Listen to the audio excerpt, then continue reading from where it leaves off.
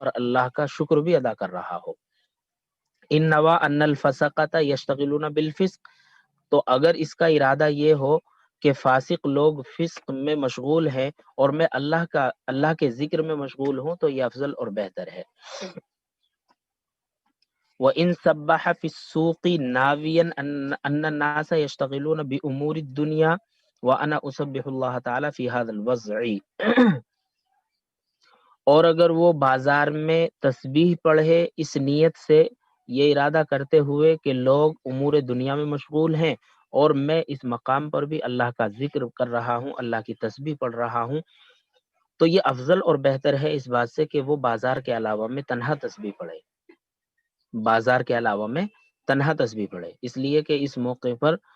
ذکر کرنا اس کا زیادہ باعث ثواب ہوگا کہ لوگ جو ہے امور دنیا اور کام کاج میں مشغول اور مصروف ہیں، اور یہ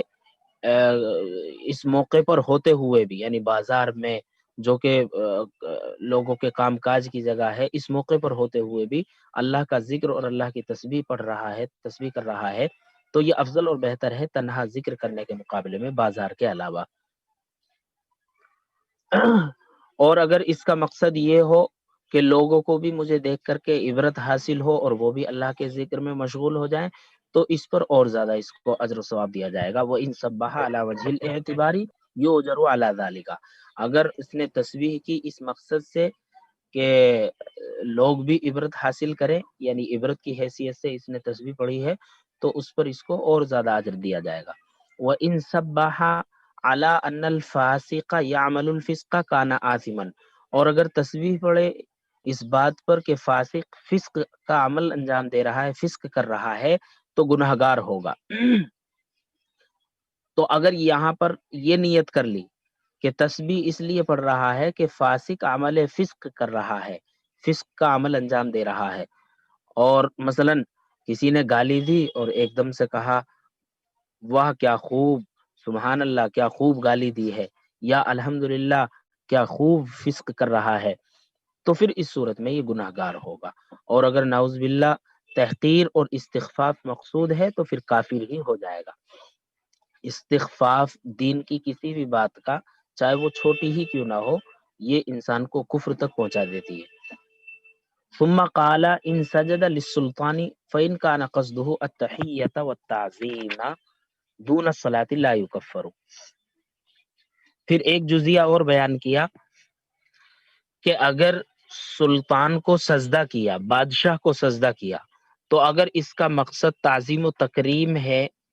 عبادت نہیں ہے، تو پھر اس کی تکفیر نہیں کی جائے گی۔ بادشاہ کو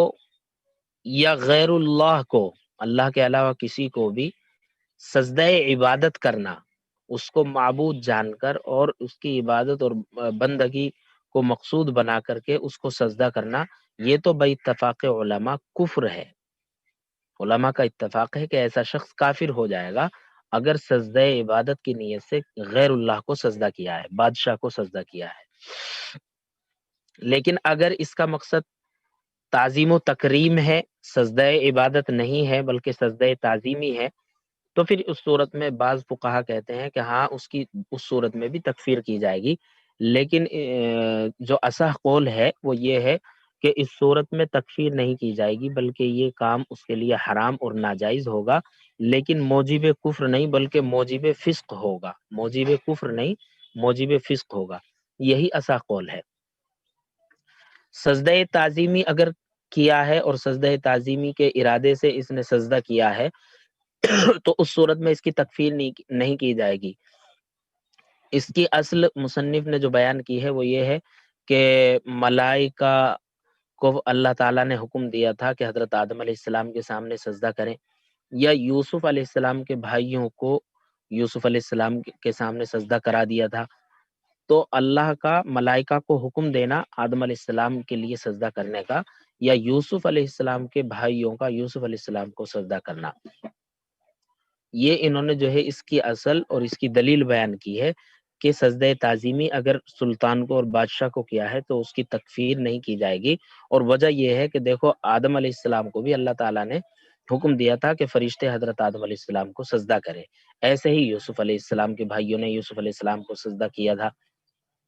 تو گویا ان واقعات سے شبہ پیدا ہو گیا ہے اس کی تکفیر میں، اس وجہ سے صحیح قول یہی ہے کہ ایسا شخص کافر نہیں ہوگا۔ اس سلسلے میں فقہا کی گویا دو جماعتیں ہیں۔ ایک جماعت تو یہی کہتی ہے کہ جیسے سجدہ عبادت غیر اللہ کے لیے حرام اور موجب کفر ہے، ایسے ہی سجدہ تعظیمی بھی غیر اللہ کے لیے حرام اور موجب کفر ہے۔ لیکن دوسری جماعت فقہا کی یہ ہے کہ سجدہ عبادت غیر اللہ کے لیے حرام اور موجب کفر ہے، لیکن سجدہ تعظیمی غیر اللہ کے لیے حرام تو ہے لیکن موجب کفر نہیں بلکہ موجب فسق ہے۔ چنانچہ قرآن کریم کی آیت ہے وَإِذْ قُلْنَا لِلْمَلَائِكَةِ اسْجُدُوا لِآدَمَ فَسَجَدُوا إِلَّا إِبْلِيسَ، اس میں جو ہے اللہ تعالیٰ نے فرشتوں کو حضرت آدم علیہ السلام کی طرف سجدہ کرنے کا حکم دیا، لیکن شیطان نے سجدہ نہیں کیا تھا۔ اور وَرَفَعَ أَبَوَيْهِ عَلَى الْعَرْشِ وَخَرُّوا لَهُ سُجَّدًا، یہ دوسری آیت ہے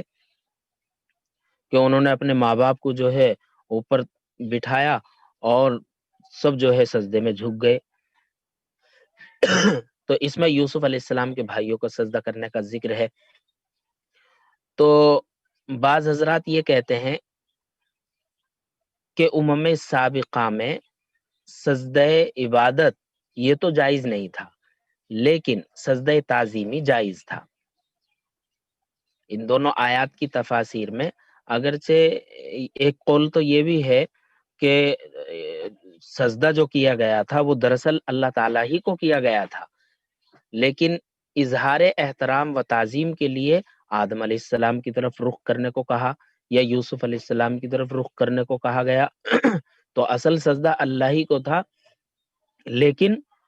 اظہار احترام اور تعظیم کے لیے آدم علیہ السلام کی طرف رخ کرنے کو کہا یا یوسف علیہ السلام کی طرف رخ کرنے کو کہا۔ اور بعض حضرات یہ کہتے ہیں کہ نہیں بلکہ سجدہ ہی حضرت آدم اور حضرت یوسف علیہ السلام کو کیا گیا تھا، لیکن وہ سجدہ عبادت نہ تھا بلکہ سجدہ تعظیمی تھا۔ سجدہ عبادت نہیں تھا بلکہ سجدہ تعظیمی تھا۔ تو اس سے پتہ چلا کہ امم سابقہ میں بھی سجدہ عبادت جو غیر اللہ کے لیے ہو وہ تو جائز نہیں تھا، لیکن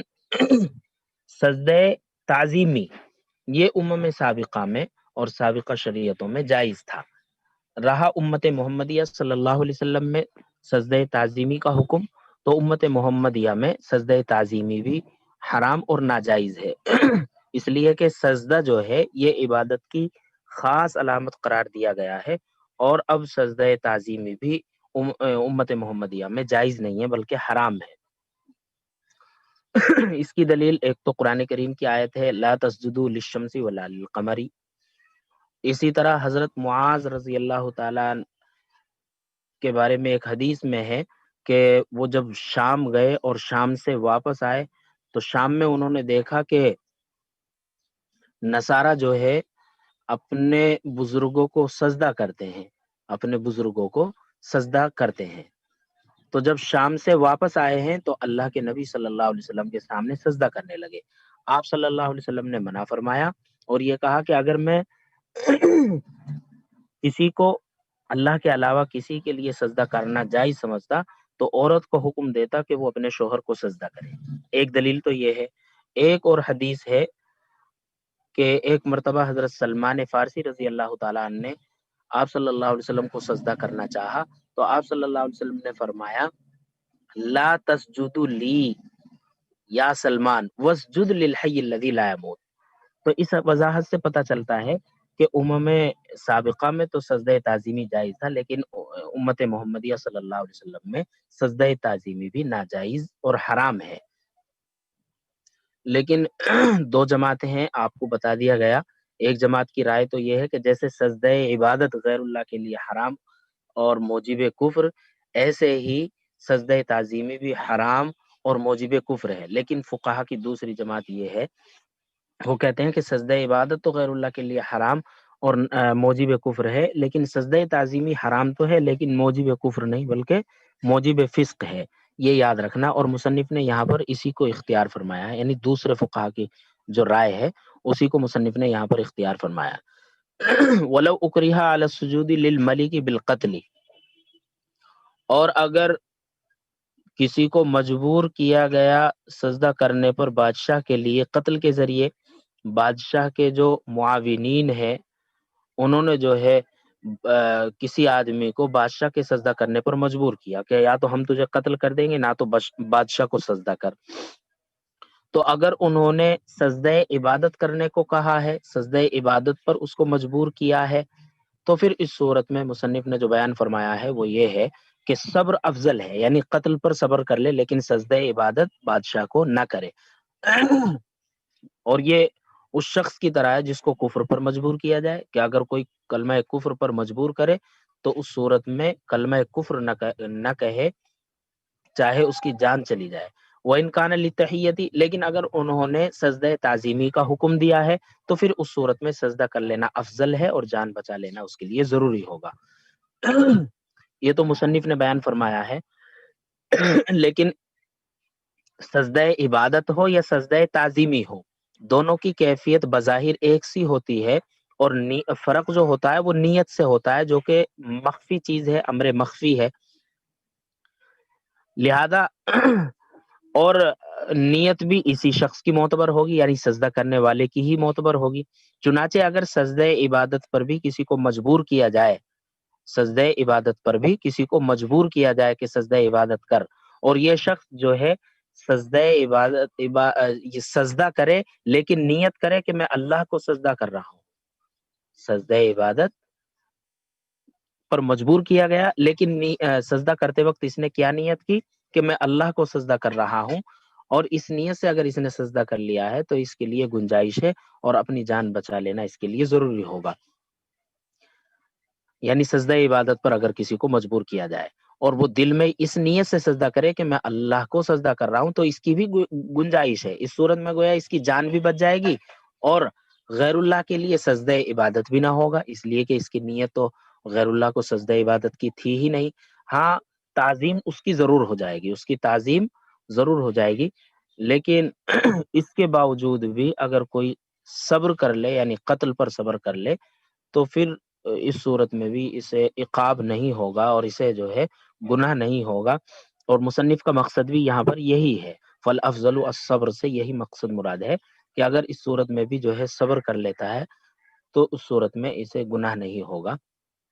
یعنی سجدہ عبادت پر مجبور کیا گیا اور اس نے جو ہے قتل پر صبر کر لیا کہ مجھے قتل کر دو لیکن میں سجدہ عبادت نہیں کروں گا، تو اس صورت میں یا آخرت میں اس پر مواخذہ نہیں ہوگا۔ لیکن اگر سجدہ کر لے اور نیت یہ ہو کہ میں اللہ کو سجدہ کر رہا ہوں تو اس صورت میں جان بھی بچ جائے گی اور اس کو سجدہ کرنا بھی لازم نہیں آئے گا، سجدہ عبادت۔ ایک مرتبہ ترجمہ دیکھ لیں، وَفِيهَا أَيْضًا إِذَا قَالَ الْمُسْلِمُ لِلذِّمِّ، اور فتاوی قاضی خاں میں ہی ہے کہ جب کوئی مسلمان ذمی سے کہے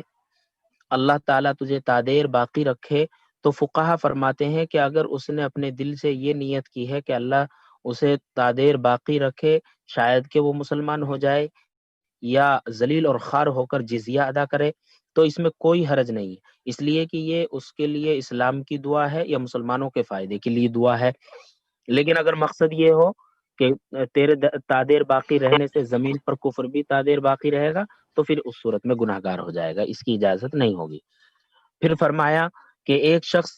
قرآن کریم کو اپنے گھر میں رو کے رکھے اور تلاوت نہ کرے تو فقہا فرماتے ہیں کہ اگر اس سے خیر و برکت کی نیت کی ہے تو گناہ گار نہیں ہوگا اور امید ہے کہ اسے ثواب دیا جائے۔ پھر فرمایا کہ ایک شخص ذکر اللہ کرتا ہے فسق کی مجلس میں تو فقہا فرماتے ہیں کہ اگر اس نے نیت کی ہے کہ فاسق لوگ فسق میں مشغول ہے اور میں ذکر میں مشغول ہوں، میں اللہ کا ذکر کر رہا ہوں، تو یہ افضل اور بہتر ہے، یعنی تنہا ذکر کرنے کے مقابل، اس لیے کہ اس صورت میں فسق سے نفرت اور اللہ کے ذکر کی اہمیت کا احساس اس کے دل میں ہے۔ وَإِن سَبَّحَ فِي السُّوقِ نَاوِيًا، اور اگر بازار میں تسبیح پڑھے اس نیت سے کہ لوگ امور دنیا میں مشغول ہیں اور میں اس موقع پر بھی اللہ کی تسبیح بیان کر رہا ہوں، تو یہ افضل اور بہتر ہے اس بات سے کہ یہ تنہا بازار کے علاوہ میں تسبیح پڑھے، اور اگر تسبیح بیان کرے عبرت کے طور پر تو اسے اس پر اجر دیا جائے گا، اور اگر تسبیح کرے اس بات پر کہ فاسق فسق کر رہا ہے تو گناہ گار ہوگا۔ پھر فرمایا کہ اگر بادشاہ کو سجدہ کیا تو اگر اس کا مقصد تعظیم و تکریم ہے دون الصلاۃ عبادت نہیں ہے، لا یکفر تو اس کی تکفیر نہیں کی جائے گی۔ اصلہ امر الملائکۃ بالسجود لآدم وسجود اخوۃ یوسف علیہ السلام، اس کی اصل ملائکہ کو آدم علیہ السلام کی طرف سجدے کا حکم دینا اور یوسف علیہ السلام کے بھائیوں کا سجدہ کرنا ہے۔ اور اگر اس کو مجبور کیا گیا بادشاہ کے لیے سجدہ کرنے پر قتل کے ذریعے، تو اگر انہوں نے اس کو حکم دیا ہے عبادت کے طور پر سجدہ کرنے کا، تو قتل پر صبر کر لینا افضل ہے اس شخص کی طرح جس کو کفر پر مجبور کیا گیا ہو۔ اور اگر سجدہ تعظیمی کے لیے مجبور کیا گیا ہو تو سجدہ کر لینا افضل ہے اور جان بچا لینا ضروری ہوگا۔ انتہا، یہاں قاضی خاں کا کلام مکمل ہو گیا۔ 11:25 ہو گئی، آج بھی آپ کی عبارت سننے کا موقع نہیں ہے۔